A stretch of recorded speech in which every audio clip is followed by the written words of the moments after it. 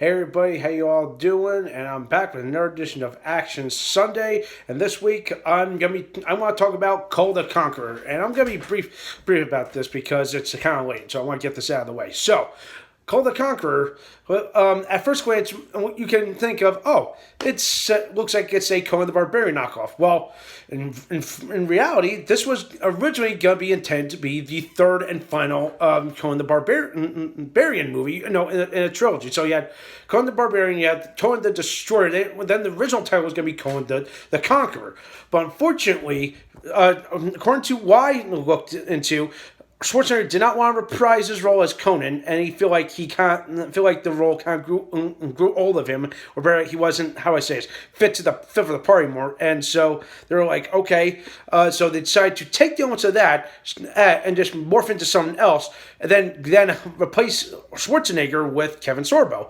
And what you get is, I would say is a probably a middle of the road movie, but you could clearly tell this was definitely a poor man's version of Conan the Barbarian. And yeah, a lot of good stuff, a lot of stuff in this movie that is good. There's some stuff that you can just say, yeah, I've seen it done before. So why are we trying to recycle something that we've seen done perfection in Conan the Barbarian or Conan the Destroyer, wherever you look at it. But of course, that's for another topic. Let's just focus on this one. So yeah, but I will say Kevin Sorbo does a fine job, even though I think sometimes I feel like his acting was a little wooden. But come on, this movie came out in the midst of his phase, or just as his time as Hercules. And let's talk about and believe it or not, that show is awesome. Okay, that made Kevin Sorbo famous.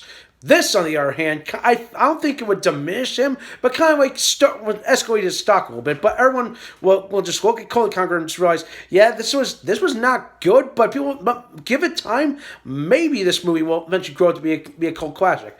But now let's talk about some of the things I did enjoy that I think definitely add to this adventure flick, or the action adventure flick. And that is, I'm glad that they stuck to the old Flash Gordon serials.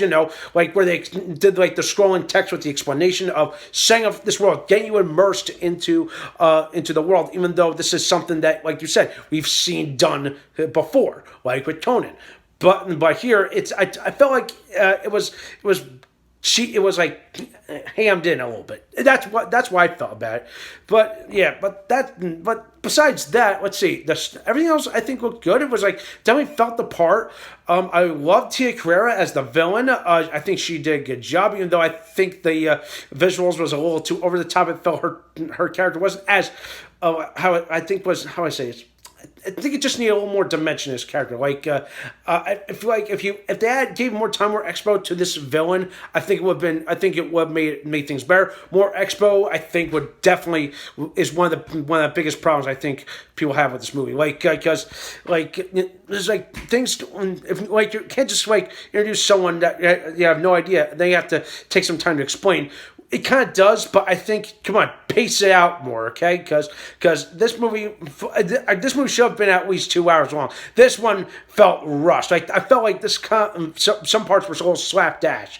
But yeah, like I said, give it time. Maybe it'll grow on you and you'll like it. But I will admit the fights is top. Okay, that's a good thing. At least the fighting, the saying it, set piece and all that can't give you that feeling. But yeah, it'll make you just say yeah. Kevin Sorbo, good for what he's worth, but I think people would say, yeah, we miss Schwarzenegger kind of thing. So yeah, the bomb. So yeah. I don't know. I don't know. If you want to see this movie, I bought it on a special DVD. It's over in that thing behind me. I don't want to reach behind me while I'm filming. But anyway, overall, I'm gonna give Kull the Conqueror a 5.5 out of 10. That's as best I'm gonna get. Like, yeah, I'm just being generous because there was parts like I said I find enjoyable, but I felt like I was expecting more. Right, like I said. All right, that's just for tonight. It's late. Thumbs this video, subscribe my channel, and stay tuned for some more awesome and exciting videos.